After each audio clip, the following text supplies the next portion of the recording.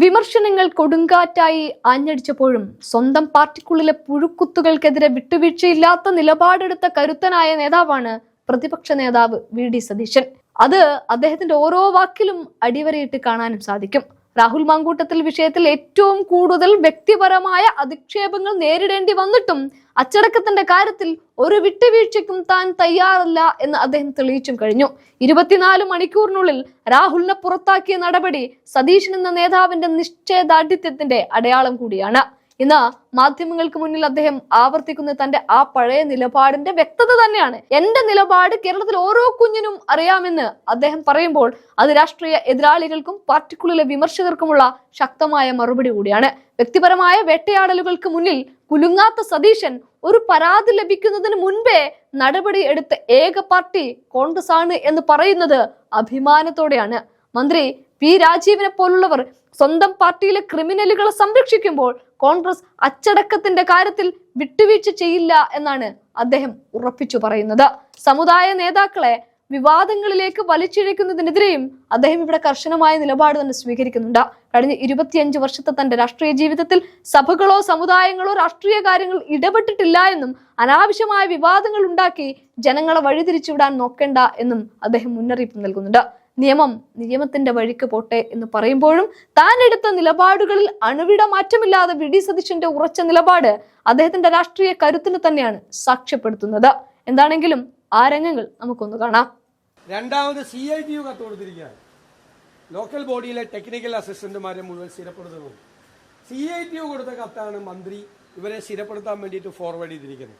ആ പരിപാടി നടക്കില്ല. കാരണം കോടതി ഉത്തരവുകൾ അനുസരിച്ച് താൽക്കാലിക ജോലിക്കാരെ ഇപ്പോൾ സ്ഥിരപ്പെടുത്താൻ പറ്റില്ല. ഒരുപാട് താൽക്കാലിക ജോലിക്കാർ കേരളത്തിലെ വിവിധ ഡിപ്പാർട്ട്മെന്റുകളിലുണ്ട്. അവരെയൊക്കെ സ്ഥിരപ്പെടുത്തണം. പക്ഷേ ഇപ്പോൾ CITUവിന്റെ അപേക്ഷ പരിഗണിച്ചിട്ട് ഇവരെ സ്ഥിരപ്പെടുത്താൻ വേണ്ടിയുള്ള മൂവാതും തെരഞ്ഞെടുപ്പിന് മുമ്പുള്ള രാഷ്ട്രീയ പ്രേരിതമായ കാര്യമാണ്. പാർട്ടിക്കാരെ കോടികൾ കൊടുത്ത് സഹായിക്കുന്നത്, ഖജനാവിൽ നിന്ന് പണമെടുത്ത് സഹായിക്കും. ഇത്തരം പരിപാടികളിൽ നിന്ന് ഗവൺമെന്റ് പിന്മാറണം എന്ന് ഞാൻ വിനയപൂർവ്വം ബഹുമാനപ്പെട്ട മുഖ്യമന്ത്രിയോട് അഭ്യർത്ഥിക്കുക. ഇല്ലെങ്കിൽ നിയമപരമായും രാഷ്ട്രീയമായും ഞങ്ങൾ നേരിടും. സർക്കാരിൽ നിന്ന് പണമെടുത്ത് ആ പണം ഞങ്ങൾ പാർട്ടിക്കാരെ കൊണ്ട് തിരിച്ചടക്കും.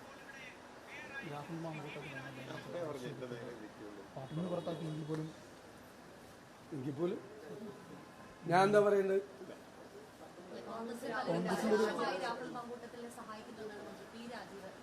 അതിനൊന്നും ഞാൻ മറുപടി പറയാനില്ല. അതിനൊന്നും മറുപടി പറയാനില്ല. ഞങ്ങൾ എടുത്തതുപോലെ ഒരു നടപടി ആരെടുത്തിട്ടുണ്ട്? ആദ്യം ഒരു പരാതി പോലും കിട്ടുന്നതിന് മുമ്പ് സസ്പെൻഡ് ചെയ്തു. പിന്നീട് KPCC പ്രസിഡന്റ് പരാതി കിട്ടിയപ്പോൾ പാർട്ടിയിൽ നിന്ന് പുറത്താക്കി. മന്ത്രി രാജീവിനോട് പോയി സ്വന്തം പാർട്ടിയിൽ എത്ര പേരുണ്ടെന്നൊന്ന് അന്വേഷിക്കണം. അത് ഞങ്ങൾക്ക് ആവശ്യപ്പെടാനുള്ള അധികാരം ഞങ്ങൾക്കില്ലല്ലോ. ഞങ്ങളുടെ പാർട്ടിയിലല്ലല്ലോ അദ്ദേഹം. ഞങ്ങളുടെ പാർട്ടിയിലല്ലല്ലോ, പുറത്തല്ലേ.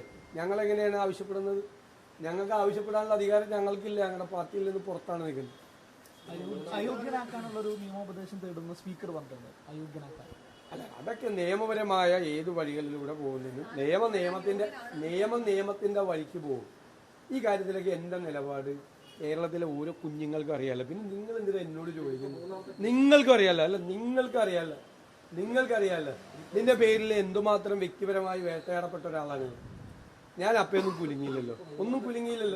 ഞാൻ നിങ്ങളോട് പറഞ്ഞല്ലോ എന്റെ നിലപാട്. എന്തിനാ നിങ്ങൾ ചോദിക്കണം? എന്റെ നിലപാട് കേരളത്തിലെ കുഞ്ഞുങ്ങളോട് ചോദിച്ചാൽ ഇക്കാര്യത്തിലുള്ള എന്റെ നിലപാട് പറയും.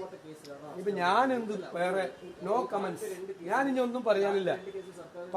ചെയ്യാനാണ് ഈ കാര്യത്തിൽ ഉണ്ടായിരുന്നത്. അത് നേരത്തെ തന്നെ ചെയ്തു. എന്റെ പാർട്ടി ചെയ്തു, ഞാനല്ല.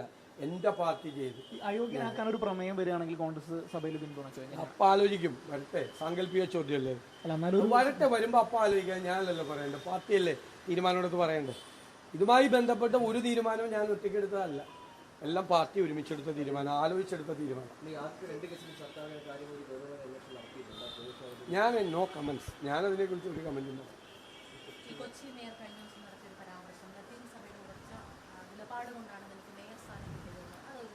ഒന്നാമത് അല്ല, അത് യഥാർത്ഥത്തിൽ ഈ ഞങ്ങളെല്ലാം ലീഡർഷിപ്പിലിരിക്കുന്നു. എന്നോടോ DCC പ്രസിഡന്റിനോടോ എറണാകുളം ജില്ലയിലെ മുതിർന്ന നേതാക്കന്മാരോടോ ഒരു സഭയും ആവശ്യപ്പെട്ടിട്ടില്ല. ഒരാളെ മേയറാക്കാൻ പറഞ്ഞു ഒരു സഭയും ആവശ്യപ്പെട്ടിട്ടില്ല. ലത്തീൻ സഭ പ്രത്യേകിച്ച് ഞങ്ങൾക്ക് അവരുമായിട്ടൊക്കെ ആ സഭാ അധ്യക്ഷന്മാരും ഒക്കെ ആയിട്ട് നല്ല വ്യക്തിപരമായ ബന്ധമുള്ളതാണ്. അവരൊരിക്കലും അസംബ്ലി സീറ്റിൽ പോലും അവർ സ്ഥാനാർത്ഥിയെ നിർത്തണമെന്നോ സ്ഥാനാർത്ഥിയുടെ പേരോ പറയാത്ത ആളുകളാണ്. പ്രത്യേകിച്ച് എറണാകുളം, കോട്ടപ്പുറം, കൊച്ചി രൂപതകളിലൊക്കെയുള്ള ലത്തീൻ സഭകളിൽ അവരൊരിക്കലും പറഞ്ഞിട്ടില്ല ഞങ്ങളോട്. മാത്രമല്ല അവർ ഈ സമുദായ അംഗമല്ലല്ലോ, പിന്നെ എന്താ ഈ വിവാദം? അവരാ സമുദായത്തിലെ അംഗമല്ല, പിന്നെ എന്തിനാണ് വിവാദം? അത് നമ്മൾ ചെന്നിട്ടിപ്പോ ഞാൻ ലത്തീൻ സഭയുടെ നിങ്ങൾ ഞങ്ങൾക്ക് നൽകുന്ന പിന്തുണയിൽ പൂർണ്ണമായ സന്തോഷമുണ്ട്. അപ്പൊ നമ്മൾ ഒരു ഇലക്ഷൻ ജയിച്ചിട്ട് ചെല്ലുമ്പോൾ പറയണത് ഇന്നത്തെ ഒരു പ്രത്യേക സാഹചര്യത്തിൽ അത് വേറെ രീതിയിൽ തെറ്റിദ്ധരിക്കപ്പെട്ടാണെന്നില്ല. അല്ലെങ്കിൽ അവിടെ ചെല്ലുമ്പോൾ നിങ്ങളൊക്കെ നൽകിയ ഇതിന് പൂർണ്ണമായ സന്തോഷമുണ്ടെന്ന് എല്ലാ സമുദായങ്ങളും പോവും.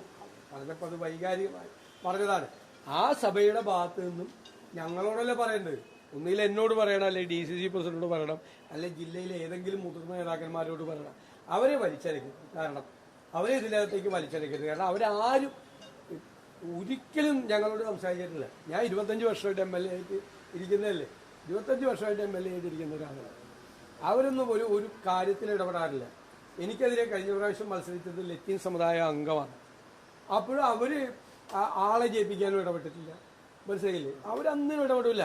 അവരങ്ങനെ അവരുടെ വിഷയങ്ങൾ എന്തെങ്കിലും അവരൊക്കെ ഈ തീരപ്രദേശത്തെ വിഷയങ്ങൾ, മുനമ്പത്തെ വിഷയങ്ങൾ, പള്ളുരുത്തിലെ അല്ലാതെയൊന്നും അവരൊന്നുമില്ല. അവരൊന്നും അങ്ങനെ വന്ന് സംസാരിക്കില്ലെന്ന്. അങ്ങനെയൊന്നും അവർ വന്ന് സംസാരിക്കുന്നവരല്ല. അവര് സംസാരിക്കുന്ന ആളുകളല്ല. അങ്ങനെ മാത്രമല്ല, അങ്ങനെ സമുദായങ്ങളല്ലല്ലോ പറയുന്നത്. പിതാക്കന്മാർ സംസാരിച്ചത് മേയർ തന്നെയാണ് പ്രസംഗത്തിൽ പറഞ്ഞത്. പിതാക്കന്മാർ തനിക്ക് വേണ്ടി സംസാരിച്ചത് മേയർ തന്നെയാണ് പ്രസംഗത്തിൽ പറഞ്ഞത്. എനിക്കറിയില്ല, ഞങ്ങളോട് പറഞ്ഞിട്ടില്ല. എന്തായാലും കൊച്ചിയുടെ ഭരണം ഇതുമായിട്ട് എന്ത് ബന്ധവും? വെറുതെ വേണമെങ്കിൽ ഒരു വിവാദം കൂടെ ഉണ്ടാക്കി വേറൊന്നുമില്ലെങ്കിൽ ഇത് എടുക്കുക. ഇപ്പൊ ഇന്ന് വേറെയൊക്കെ വന്നേക്കണോണ്ട് അതങ്ങ് പോയി.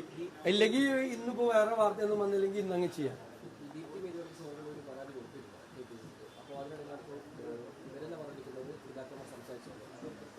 എനിക്കറിയില്ല അതിനെക്കുറിച്ച്. അവിടെ APCCക്ക് ഒരു പ്രൊസീജിയറുണ്ട്. ആ പ്രൊസീജിയർ ഞാൻ നേരത്തെ പറഞ്ഞത് കൃത്യമായി പാലിച്ചിട്ടാണ് എല്ലാ സ്ഥലത്തും ഇത് ചെയ്തിരിക്കുന്നത്. എല്ലാ സ്ഥലത്തും. അല്ലാത്ത സ്ഥലത്തെ പറ്റി കംപ്ലൈന്റ് എന്ന് കഴിഞ്ഞാൽ ചെയ്യാം. ഞാൻ അതിന്റെ ഡീറ്റെയിൽസ് ഞാൻ പറയാൻ പാടില്ല. APCCയുടെ പ്രൊസീജിയർ എല്ലാവരോടും വിളിച്ചൊറ്റയ്ക്ക് ചോദിച്ച് അവരുടെ അതിൽ ഓരോരുത്തർക്ക് എത്രയാണ് കിട്ടിയെന്ന് പറയാൻ പാടില്ലാത്ത ഒരാളായതുകൊണ്ട് ഞാൻ പറയുന്നില്ല. ആ പ്രൊസീജിയർ അനുസരിച്ച് മുതിർന്ന നേതാക്കൾ ഇരുത്തി ഓരോ കൗൺസിലർമാരുടെ അഭിപ്രായം ചോദിച്ചെടുത്തിരിക്കുന്ന ഒരു തീരുമാനമുണ്ട്. ഒരു പ്രൊസീജിയർ വയലേഷനും അവിടെ ഈ ജില്ലയിൽ എങ്ങും നടന്നിട്ടില്ല. ഏതെങ്കിലും ജില്ലയിൽ നടന്നിട്ടെങ്കിൽ അത് പരാതി കൊടുത്താൽ പാർട്ടി പരിശോധിക്കുകയും ചെയ്യും. അത്രയേ ഉള്ളൂ. ഈ ശബരിമല സ്വർണ്ണക്കുള്ള കേസിൽ തന്ത്രിയുടെ അറസ്റ്റോട് കൂടിയിട്ട് പലരും രക്ഷിക്കാനുള്ള ശ്രമം നടക്കുന്ന ഒരു വിമർശനം നിലനിൽക്കുന്നത്. അതായത് മുൻ മന്ത്രിയെ ചോദ്യം ചെയ്തു, അത് അവരൊന്നും അറസ്റ്റ് ചെയ്യുന്നില്ല എന്നൊരു വിമർശനം. ഞാൻ പറയണത്, ആരാണെങ്കിലും ഈ കേസിൽ കുറ്റം ചെയ്താൽ നിയമത്തിന്റെ മുന്നിൽ കൊണ്ടുവരും. ആരാണെങ്കിലും കൊണ്ടുവരാം. ശബരിമല തന്ത്രിയെ പോലെ ഒരാളെ അറസ്റ്റ് ചെയ്യുമ്പോൾ അദ്ദേഹത്തിന്റെ ഇൻവോൾവ്മെന്റ് എന്താണ് കേസ്, ഏത് കാര്യത്തിലാണ് അദ്ദേഹം ഈ കേസിൽ ഒരു പ്രതിയായത്, എന്തിനാണ് അറസ്റ്റ് ചെയ്തതെന്ന് പറയേണ്ട ഒരു ബാധ്യത കൂടി SITക്ക് ഉണ്ട്. അത്രയേ ഉള്ളൂ. ആരാണെങ്കിലും ഇപ്പം മന്ത്രിയെ അറസ്റ്റ് ചെയ്ത് കഴിഞ്ഞാലും ഒരു മന്ത്രിയെ പെട്ടെന്ന് അറസ്റ്റ് ചെയ്യുമ്പോൾ എന്താണ് മന്ത്രിയുടെ പങ്കാളിത്തം? മന്ത്രിയെ അറസ്റ്റ് ചെയ്താലും തന്ത്രിയെ അറസ്റ്റ് ചെയ്താലും അവരുടെ പങ്കാളിത്തം എന്താണ് എന്ന് വ്യക്തമാക്കണം. ഇപ്പം മുൻ ദേവസ്വം ബോർഡ് പ്രസിഡന്റുമാരെ അറസ്റ്റ് ചെയ്ത സമയത്ത് അവരുടെ പങ്കാളിത്തം എന്താണ് എന്ന് കോടതിയിൽ വളരെ വ്യക്തമായിട്ട് പറയാറുണ്ട്. അവർ ജാമ്യാപേക്ഷ കൊടുക്കുമ്പോഴും മറ്റൊരു. അതുപോലെ ശബരിമല തന്ത്രി എന്ന് പറയുന്നത് വളരെ പ്രധാനപ്പെട്ട സ്ഥാനത്തിരിക്കുന്ന ഒരാളാണ്. അദ്ദേഹത്തെ അറസ്റ്റ് ചെയ്യുമ്പോൾ ഏത് കാരണത്തിന്റെ പശ്ചാത്തലത്തിലാണ് അറസ്റ്റ് ചെയ്തിരിക്കുന്നത്, എന്ത് ഗ്രൗണ്ടിലാണ് അറസ്റ്റ് ചെയ്തിരിക്കുന്നതെന്ന് ഒരു പൊതുസമൂഹത്തോട് പറയുന്നത് നന്നായിരിക്കും എന്നാണ് എൻ്റെ അഭിപ്രായം. അത് നാളെ ഒരു മുൻ മന്ത്രിയെ അറസ്റ്റ് ചെയ്ത് കഴിഞ്ഞാലും ഇത് തന്നെ വേണം. ഞാൻ വളരെ കൃത്യമായിട്ട് പറഞ്ഞിട്ടുണ്ടല്ലോ, ഞങ്ങൾ SITയുടെ പ്രവർത്തനത്തിൽ ഞങ്ങൾ ഒരു സംശയവും രേഖപ്പെടുത്തില്ല. SITയുടെ മീതെ മുഖ്യമന്ത്രിയുടെ ഓഫീസിൽ നിന്ന് സമ്മർദ്ദം ചെലുത്താൻ ശ്രമിച്ചപ്പോഴാണ് ഞാൻ പറഞ്ഞത്.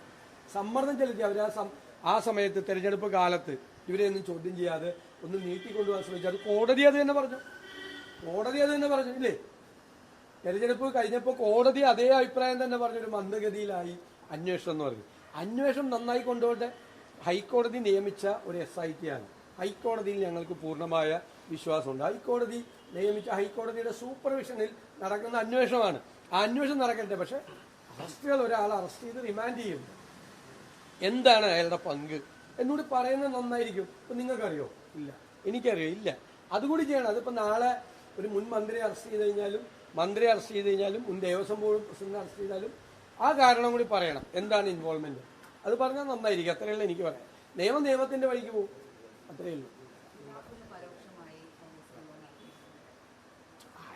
ഞാൻ ഇനി ഇത്ര നേരം പറഞ്ഞിട്ട് പിന്നെ ചോദിക്കും എൻ്റെ ഒന്നും കിട്ടിയില്ല. അതാണ് മറ്റേ ലീഡ് കൊടുക്കാൻ വേണ്ടി എൻ്റെ ഒന്നും കിട്ടില്ല. കാരണം എന്ന് വെച്ച് കഴിഞ്ഞാൽ ഞാൻ വേറെ പ്രത്യേകിച്ച് ഒന്നും പറയേണ്ട ആവശ്യമില്ല. നിങ്ങൾക്കല്ലേ ഏറ്റവും നന്നായിട്ട് അറിയാം. നിങ്ങൾക്ക് നന്നായിട്ട് അറിയാമല്ലോ. ജയിപ്പിച്ച ജനങ്ങളോടുള്ള ഉത്തരവാദിത്വമല്ലേ കോൺഗ്രസ് നിറവേറ്റിയത്. ഇന്ത്യയിൽ ഏതെങ്കിലും രാഷ്ട്രീയ പാർട്ടി പോലെ നിലപാടെടുത്തിട്ടുണ്ട്. അത് നിങ്ങളെന്താ പറയാത്ത? അതല്ലേ പറയണം.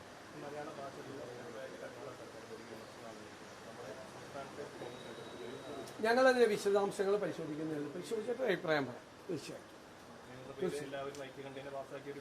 അല്ല അത് പരിശോധിച്ചിട്ട് പറയാം. എന്ത് സാഹചര്യത്തിലാണ് അവരെങ്ങനെ വിമർശിക്കുന്നതെന്ന് പരിശോധിച്ചിട്ട് തീർച്ചയായിട്ടും പറയാം.